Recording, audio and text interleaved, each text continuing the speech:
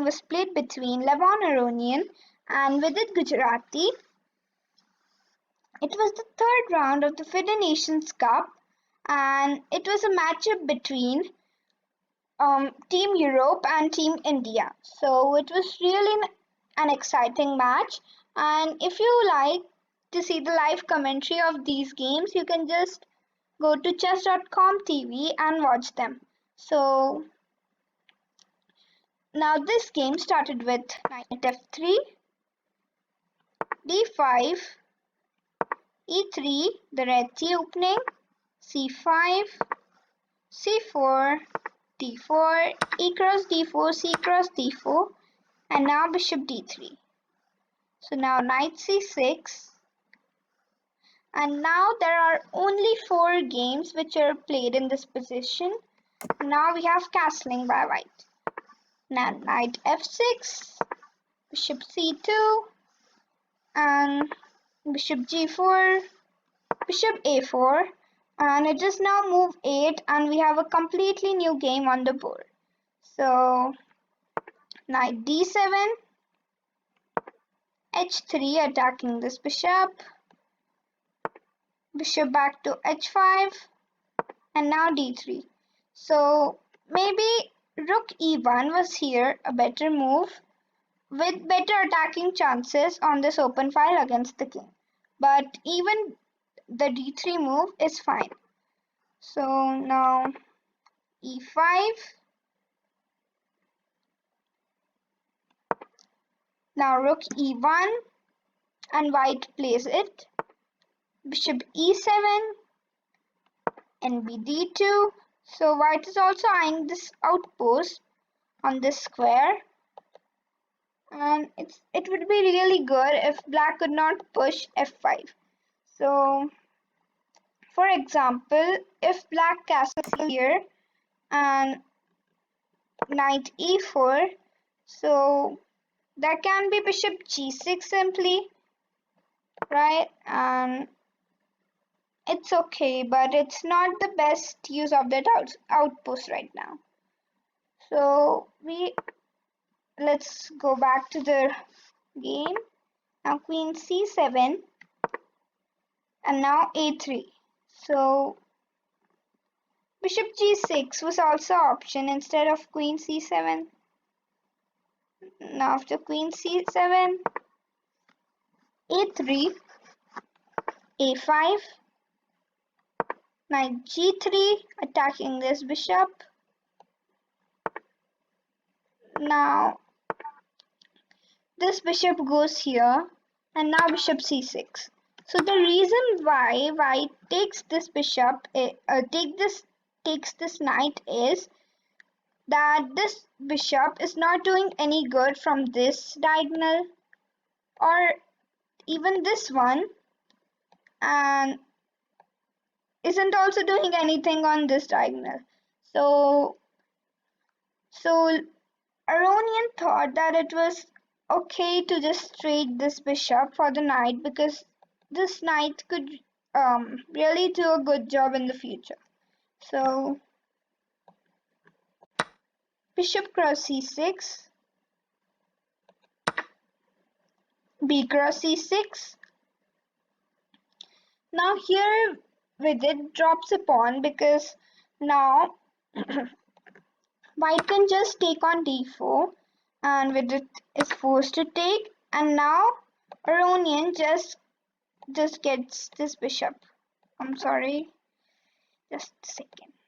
Right, so he gets this bishop, queen d6, rook e2, and white is also ready to form a battery over here with the queen. And so now knight c5 attacking this pawn, and now knight e4. So this move wasn't the best one, and there could have been many substitutes for it. So like one move was h4, and now if knight takes, and then you've got a h5, so it's not probably good. And now if bishop cross, then you simply have rook e1. So white's fine here, even though he's now the material has gone equal actually, and it's still good. So now in the game, knight e4 was played, knight cross e4, pawn cross e4, rook f e8, and black's trying to pressure this pawn as much as he can. And now Aronian defends it. a4, c5, attacking this queen, and now queen cross c5. Now white here actually missed a really nice move. It was it was bishop e3, and now black has to play c5, and then you have bishop f2. So previously it was hard for Aronian to swing this bishop around to the king side, but now it's done in just 2 moves. So this was better. So now after c5, queen cross c5, bishop f4, and since the starting of the game, black has a slight edge over here because because of this pawn right now, and also because black's pieces are better placed. This rook has not got any open file. This queen isn't going anywhere, while this queen's very open, and this rook's also in a good place. And he can swing over to the queen side whenever it wants, so like this, right? This is a kind of battery that you want. So this is better for black over here, and now queen b6, because rook c1 was coming and black would have to move the queen anyway. So now c5, and now black has cemented this pawn over here, and it's good because now this pawn is a passer, and black has a passer, but white doesn't have one. So now rook c4. Oh my. Yeah. So now rook c4, f6, queen c1, and now this pawn is under attack. Rook a5, rook ec2, and now white has a triple battery on this file, attacking this pawn thrice, but it's still not going anywhere. So first black decides to play f5, which is not the best move here. Better would have been just simply bishop f7, and now if this move occurs, then you simply have this d3 move. So for example, now you move your rook here, and now just takes, rook takes, and now rook c8. So if you take here, yeah, you can't take because of this pin, and this is really winning for black. So yeah, black has got this mighty pin on this file and has attacked it too, and also has this d2 pawn, threatening to promote anytime. So right, so now f5 was played in the game, and still black has a slight edge, but it's still not enough. Rook cross c5, rook cross c5, rook cross c5, f cross e4. So black has actually not given any pawn, and just gets it back. So black is also in no hurry to take this pawn because he has two attacks and can take whenever he wants. So now bishop e3, queen e6, triple attacking this pawn, and now also threatening to take with the queen with double attack on this bishop. It is very dangerous for white here, and white has to be really careful playing everything. So now rook c7, queen cross e4, bishop d2, h6, queen c5, bishop f7. So both the sides are maneuvering pieces continuously, trying to get them to better positions. So our idea of this move is to go to b3 to support the queening square of this pawn. So now bishop c3, and white is also not going to give black the advantage so easily, and white is also trying to create some counterplay here for his own piece. So now with it plays queen g6,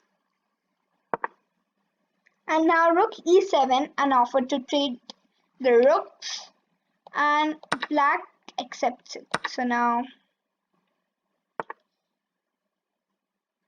king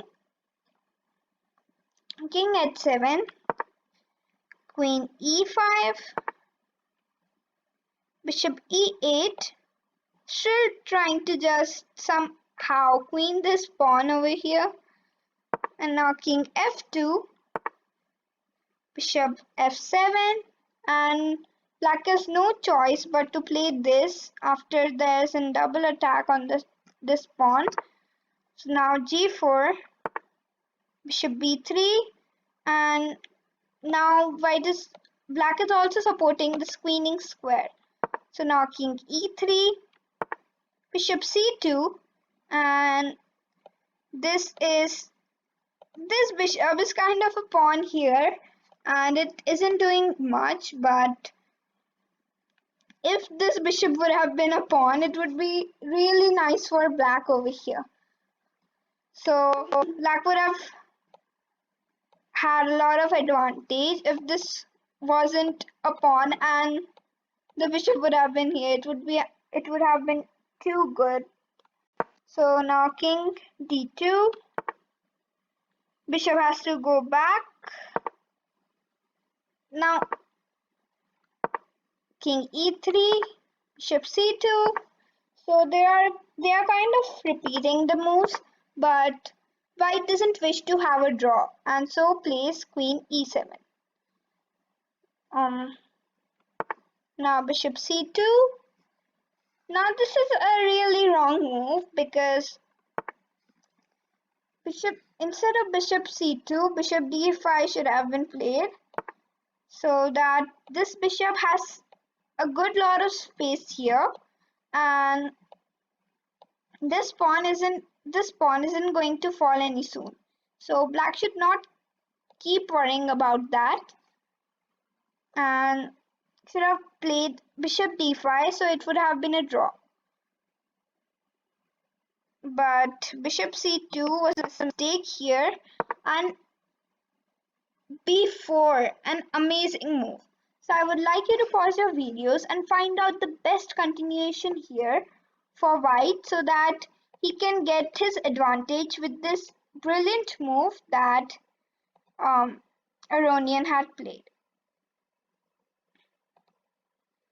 So if you're back, I'm sure you found the move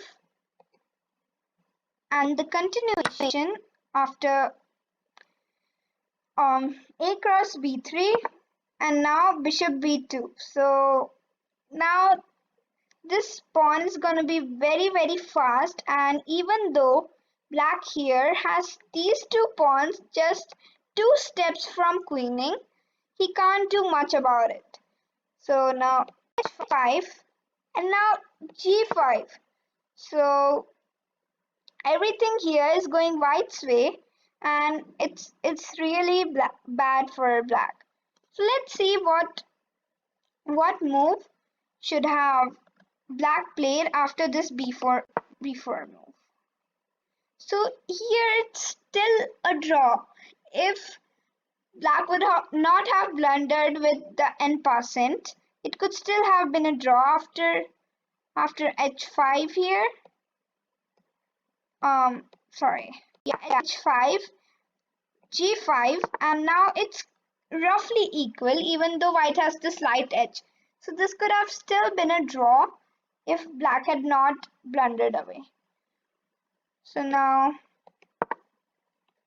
h4, black is now here hopeless, and a4, king g8, and nothing can be done to stop this pawn from queening. It's just too powerful.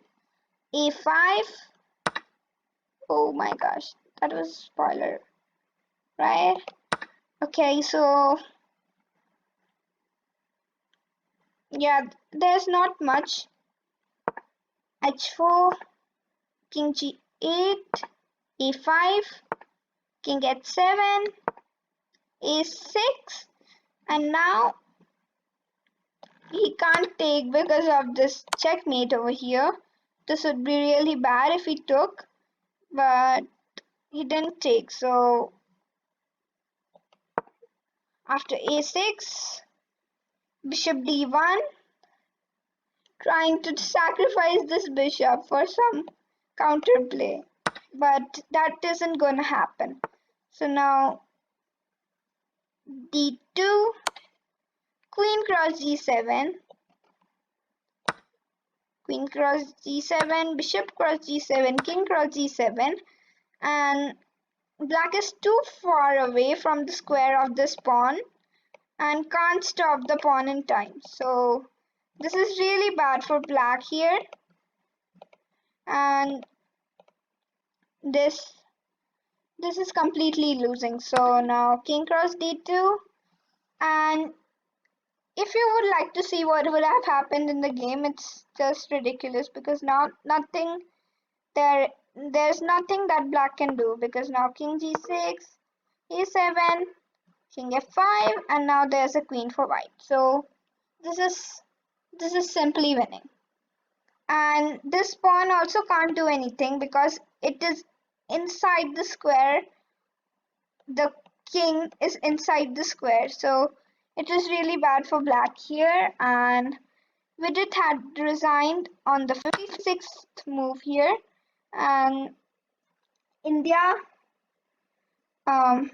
this was the end of the match. So I hope you liked the game, and if you liked it, please like and subscribe.